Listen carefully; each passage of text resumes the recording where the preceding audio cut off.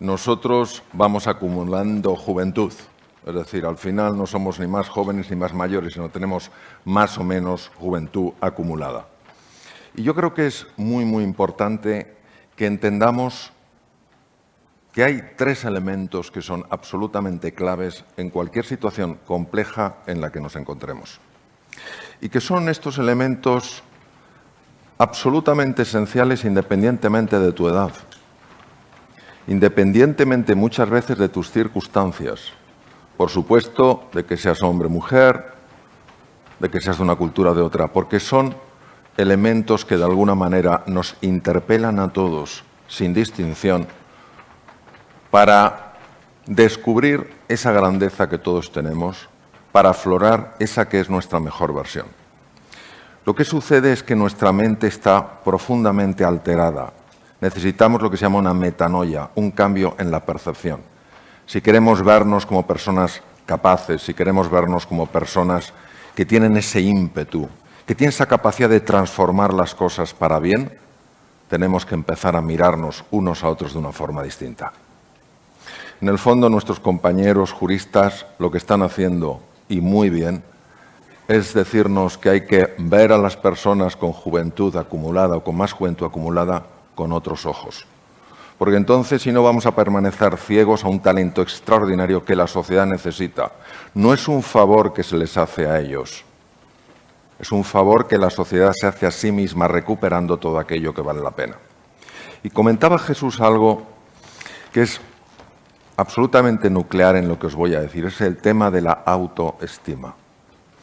Recuerdo hace años cuando una persona me invitó a cenar, se dedicaba a ayudar a otras personas que habían dejado los empleos, los trabajos a trabajar en otros lugares, y me dijo: el problema que tengo es que muchos de ellos están totalmente derrumbados. Les consigo entrevistas, pero van sin fuerza, van sin alegría, van con los hombros caídos, el tono bajo, y no mueven nada. A mí lo que me haría muchísima ilusión es que os dierais cuenta de verdad de todo el mundo que tenéis por delante, de que realmente no es un tema de edad, sé que lo parece, que tampoco es un tema muchas veces cultural, ni siquiera un tema de experiencia, es un tema de mentalidad. He tenido la oportunidad de estar con grandes deportistas realmente sobresalientes, y cómo te transmitían hasta qué punto la mentalidad es clave. Y pensamos que esto no es tan importante. ¿Por qué? Porque la mente es algo sutil, no la vemos, no vemos un pensamiento andando. Pero todo esto afecta no solo a nuestro sentir, sino a lo que sucede a nuestro alrededor. Citaban nuestros compañeros antes, los juristas, a los sabios griegos. ¿Cómo no? Epícteto. Cuando tú cambias, todo cambia. Cuando empiezas a verte desde una forma diferente, todo lo que sucede es transformado. Y cuando recorramos un poco este cortito viaje que vamos a hacer juntos, nos vamos a dar cuenta de hasta qué punto la mentalidad marca la diferencia a cualquier edad. Necesitamos tres elementos. Primero, la ilusión, la pasión, el entusiasmo. Nuestra sociedad es muy dura con la ilusión y con el entusiasmo. Ves a una persona entusiasmada, una persona ilusionada, y tienes que comprender qué le ha pasado, qué circunstancias han sucedido para verla tan ilusionada, tan apasionada. Y si te dijeran: no me ha pasado nada nuevo, piensas que está mal. ¿Cómo va a estar entusiasmada esa persona? ¿Cómo va a estar apasionada si no ha mejorado su mundo alrededor? Sí, esa persona está ilusionada y entusiasmada para que empiece a cambiar su mundo alrededor. Esta persona se ha dado cuenta de que más importante que lo que sucede fuera es lo que está sucediendo dentro, porque lo que pasa dentro de ti inevitablemente encuentra su expresión fuera de ti. Entonces, no es que haya pasado algo y por eso esa persona está entusiasmada, es que ella genera entusiasmo para que pasen cosas que antes no han pasado. Esto rompe por completo el paradigma. Nuestra forma de ver parece irracional. La experiencia dice: no tiene sentido. La razón dice: qué absurdo. ¿Qué dice el corazón? El corazón es el único que entiende. Dice: inténtalo, porque esto es así. Cuando las cosas cambian en tu interior, empiezan a cambiar en tu exterior. Entonces, primero, generar ilusión. La primera vez que caí en la cuenta realmente de hasta qué punto nosotros creamos nuestras emociones, me quedé absolutamente impactado. No nos damos cuenta, opera a nivel inconsciente. Pero nosotros creamos nuestra tristeza, nuestra alegría, nuestra desesperanza, nuestra pasión. Todo lo creamos y lo atribuimos a lo que ocurre fuera. Y cuando vemos a alguien que no tiene unas circunstancias externas favorables y que, sin embargo, se mueve con entusiasmo, se mueve con ilusión, nos desconcierta, pero no indagamos. No indagamos. Decimos, qué raro es, qué rara es. Y si verdaderamente, como decía el gran Epícteto, cuando tú cambias, el mundo cambia. Entonces, lo primero es la ilusión. Lo segundo es la determinación, queridos. Vamos a ver. Todos nos vamos a caer. Todos vamos a cometer errores. Todos vamos a tener que aprender cosas nuevas. Yo el primero, que me he tenido que convertir en una persona completamente digital cuando mi mundo era el mundo presencial. Y tuve que pasar de experto a principiante, de profesor a estudiante. Y tuve que reconocer que no sabía, que tenía que aprender. Y cuánto le debo, no solo a los que me han enseñado, por cierto, generaciones muy jóvenes, sino también a este deseo de aprender, aunque me costara. Esa determinación. ¿Por qué? Lo explicaba perfectamente William James, el padre de la filosofía anglosajona, catedrático de Harvard, murió hace muchos años, en 1910. Él dijo lo siguiente: somos cada uno de nosotros los que al caernos decidimos si nos hemos caído en un bache o en una tumba. Toma ya. Soy yo, cuando me caigo, si determino que es un bache, me echo daño, me levanto, o una tumba, no me levanto. Por eso la importancia de la determinación. Jamás veremos una derrota real si nuestra determinación por triunfar es lo suficientemente grande. Si tenemos un hambre y una sed lo suficientemente poderosos. No es lo que yo no quiero, es lo que yo quiero y por qué lo quiero como lo quiero. Y finalmente la confianza. Si no se nos pide resolverlo todo en un instante, se nos pide dar un paso detrás de otro, pero como los dan las personas que creen que se puede llegar, no como los dan las personas que creen que no se puede llegar. Cuando tú pones pasión, cuando tú pones compromiso, ese pequeño paso, aparentemente pequeño, en realidad es muy grande porque está moviendo resortes más profundos de los que nosotros imaginamos. Entonces, esa confianza. Elizabeth Kubler-Ross fue revolucionaria en sus estudios sobre la psique humana.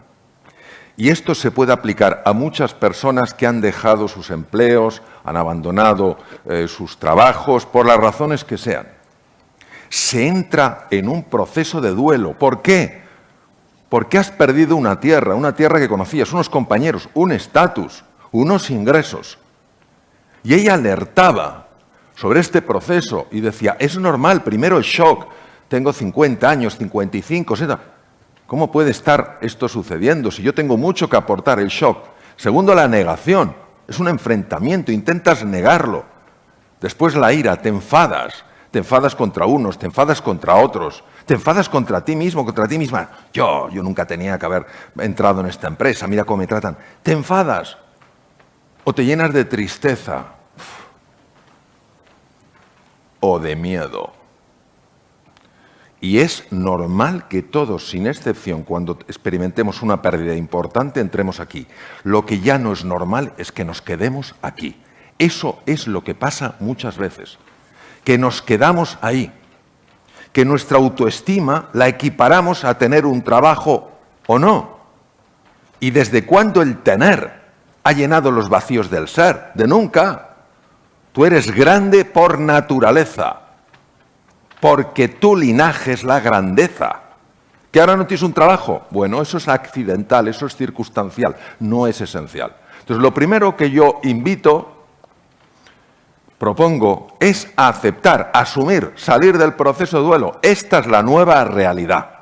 Y en esta realidad, como han dicho maravillosamente los juristas, hay una oportunidad. Y cuando una persona de verdad asume esto, y os lo digo porque me he pasado 26 años operando y he visto la diferencia de que un enfermo acepte que tiene una enfermedad o lo intente negar o se enfrente o se resista. Cuando nosotros aceptamos, entonces empezamos a renacer, empezamos a reinventarnos.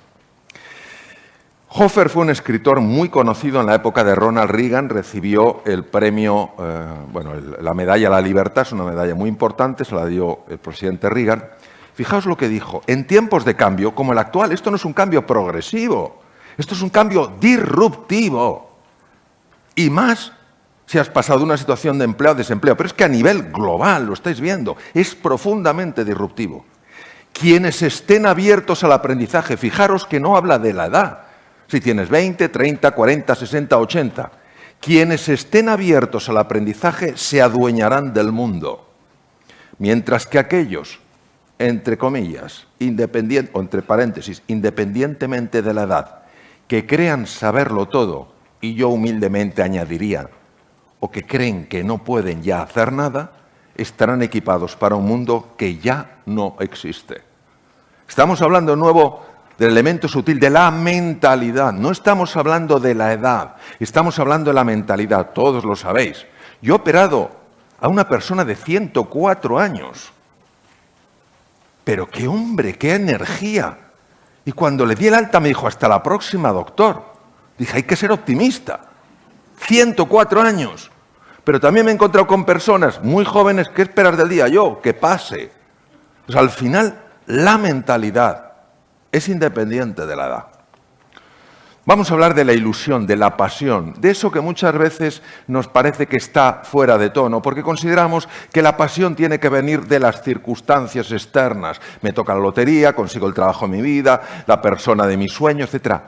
¿Y si la pasión la genera uno con su deseo de descubrir, con su deseo de explorar, con esa aventura que se le ofrece en un momento X de su vida? Os voy a contar una historia que es preciosa, a mí me gusta la historia antigua.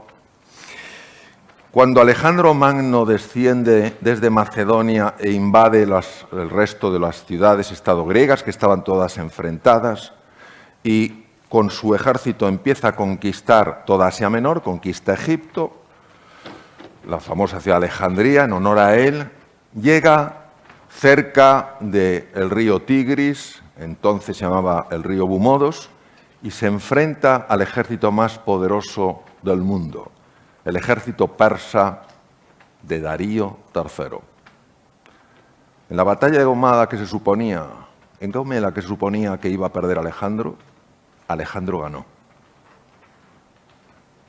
¿Cómo es posible que en Gaumela este hombre ganara? ¿Cómo es posible si era un ejército tan poderoso? Bueno, el caso es que sigue avanzando por toda Asia Menor, fueron varios años y llegan a este lugar. Este lugar es un lugar que actualmente separa Afganistán de Pakistán y hay una cordillera, una gran cordillera, se llama la cordillera del Hindu Kush. Cuando llegan allí, uno de sus generales le dice a Alejandro, no podemos seguir. Y Alejandro dice, ¿por qué, general? Y el general dice, porque aquí se acaban los mapas. En aquella época realmente no había mapas que describieran lo que había más allá de Asia Menor. Hasta el propio Aristóteles, que fue mentor del joven Alejandro cuando era príncipe, le decía que el mundo se acababa donde está la cordillera del Hindu Kush. ¿Qué dijo Alejandro Magno? Pensemos en mentalidad, no pensemos en edad. General, los ejércitos mediocres se quedan dentro de los mapas. Los grandes ejércitos averiguan para descubrir lo que hay fuera de ellos. Este es el Hindu Kush. ¿Qué veía el general? Algo horrible. Es lo que nos pasa. Salimos de nuestra cuadrícula mental y nos sentimos perdidos. Y aprender algo nuevo, desarrollar una nueva afición, desarrollar una nueva habilidad, un nuevo skill, aprender algo nuevo nos parece algo tan tremendo que nos bloqueamos como el general. El general era un hombre capaz, era un hombre valiente, sin duda. Lo había demostrado en Gaumela. Sin embargo, fijaros cómo la mente puede jugar este juego tan sucio y bloquear a una persona independientemente de sus capacidades y sus talentos. ¿Qué veía Alejandro? Pues Alejandro no sabía lo que había, pero su pasión por conocer, su pasión por descubrir, su pasión por la aventura hizo que superara el miedo. Muchos de nosotros, muchos de vosotros, estáis ante vuestra cordillera del Hindu Kush. ¿Qué vais a decidir?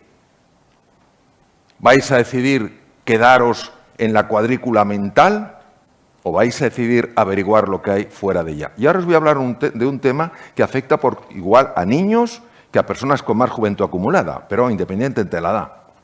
Cuando una persona considera, atribuye, asume que la incertidumbre, que salir de su cuadrícula mental, de lo que ha hecho siempre, pone en riesgo su reputación, pone en riesgo no sé qué, los comentarios de los demás, pone en riesgo tal cual. Cuando asume que incertidumbre es igual a peligro, se activan esos núcleos rojos que veis en la pantalla, los núcleos amigdalinos. Y cuando los núcleos amigdalinos, que son los detectores del miedo, que se activan desde la mente, se ponen en marcha, se desactiva todo el cerebro ejecutivo. Todo el cerebro ejecutivo. Es decir, pierdes tu capacidad de adaptarte, de tomar buenas decisiones, de analizar las cosas bien, de ser una persona creativa, de ser emprendedora. Todo eso lo pierdes sencillamente porque tu mente ha bloqueado tu cerebro. Pero si tú, independientemente de la edad, no es un tema de edad, es un tema de mentalidad, dices, tengo que cruzar a mis 50 años, a mis 60 años, a mis 70 años, a la edad que sea, mi cordillera del Hindu Kush. Pero lo que va a pesar más en mi corazón, en mi alma, es que hay una oportunidad. Y yo la merezco, y mi familia la merece, y la sociedad la merece. Entonces la amígdala no se activará con tanta intensidad y empezarás a ver caminos, empezarás a ver pequeñas sendas. Lo que eran muros se convertirán en ventanas. Y esto es así por una razón fisiológica. Por eso es tan importante que pensemos que incertidumbre, cruzar nuestra cordillera Hindu Kush es igual a oportunidad. Cualquiera que haya estado en Asia Mayor, cualquiera que haya estado en la India se dará cuenta de la grandeza de ese país, de la belleza, de su interés, de la filosofía, de la historia, de la cultura, de la fauna, de la flora. Todo un continente por descubrir, pero el general, que tenía capacidad y que debía ser además un hombre joven, muy joven en edad, se quedó bloqueado porque no tenía la mentalidad de un pionero. Entonces, ¿qué vamos a hacer? ¿Aferrarnos a lo que sabemos hacer?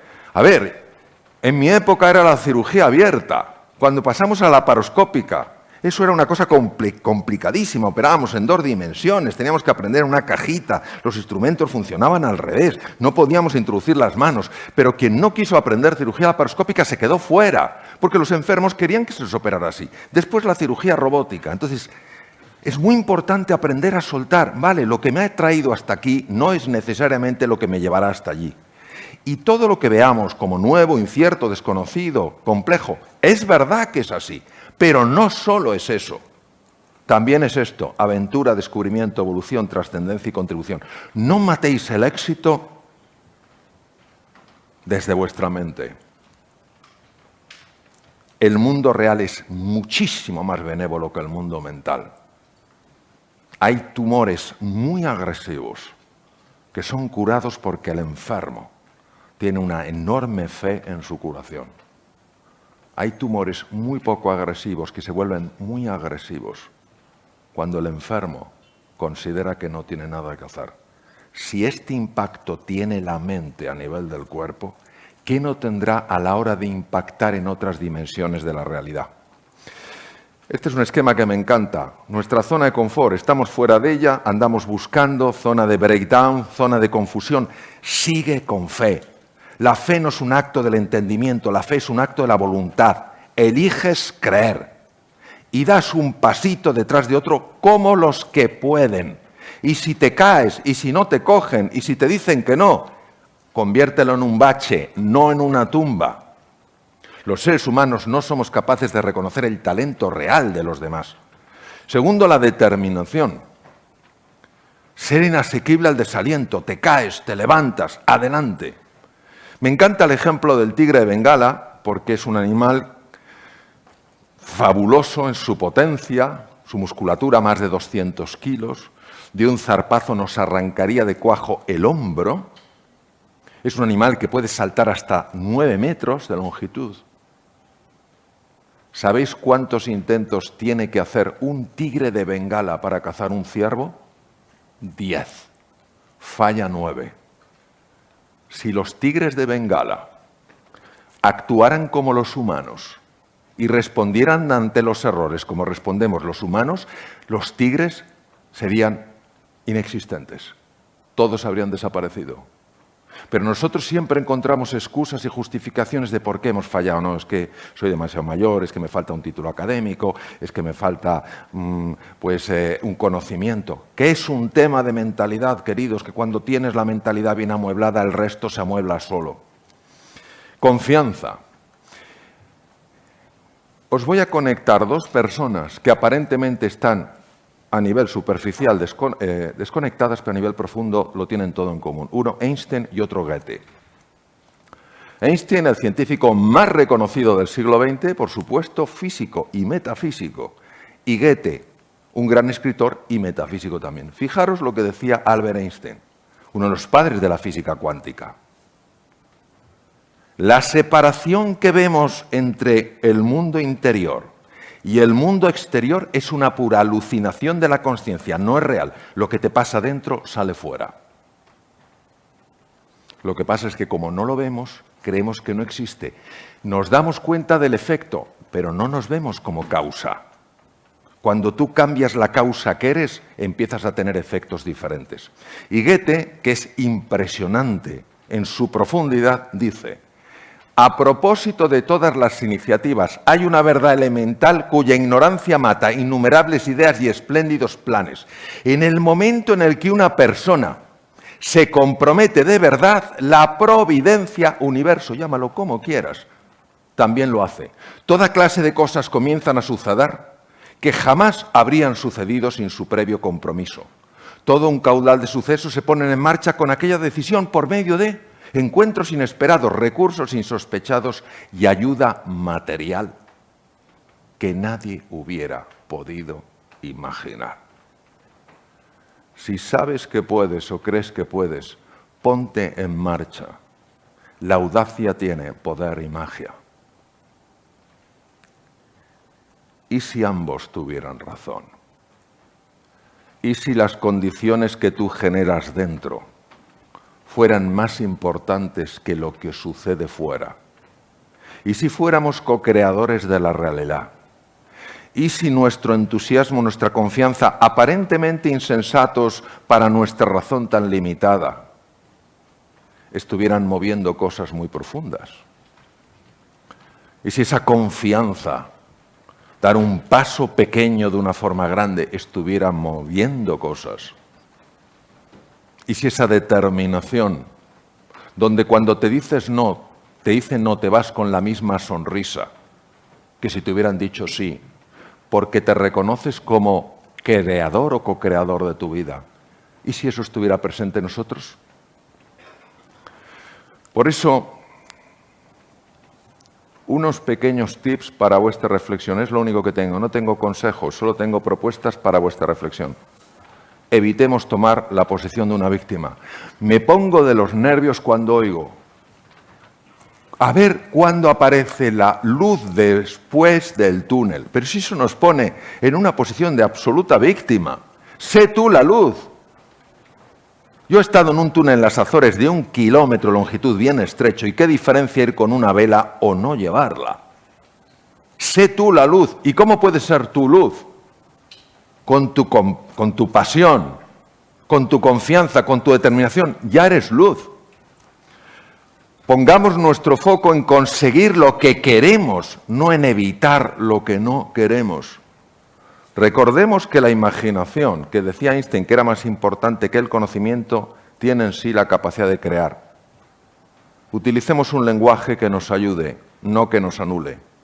Y vamos a abrirnos a la posibilidad de que lo extraordinario pueda manifestarse en nuestra vida, en vuestra vida. Voy a leer algo que dijo en 1994 Nelson Mandela en su discurso como presidente de la nación sudafricana. No son palabras originales de él, sin embargo, él las usó con un gran impacto. Fijaros lo que dijo Mandela textualmente. Ha habido personas que han cambiado alguna palabra. Yo no voy a cambiar nada de lo que él dijo. Nuestro miedo más profundo no es que seamos inadecuados. Nuestro miedo más profundo es que somos poderosos sin límite. Es nuestra luz, no la oscuridad, lo que más nos asusta. Nos preguntamos, ¿quién soy yo para ser brillante, precioso, talentoso y fabuloso? En realidad, ¿quién eres tú para no serlo? Eres hijo de Dios. El hecho de jugar a ser pequeño no sirve al mundo. No hay nada iluminador en encogerte para que otras personas cerca de ti no se sientan inseguras. Nacemos para hacer manifiesto la gloria de Dios que está dentro de nosotros. No solamente en algunos de nosotros, está dentro de todos y cada uno de nosotros. Y mientras dejamos lucir nuestra propia luz, inconscientemente damos permiso a otras personas para hacer lo mismo. Y al liberarnos de nuestro miedo, nuestra presencia automáticamente libera a los demás.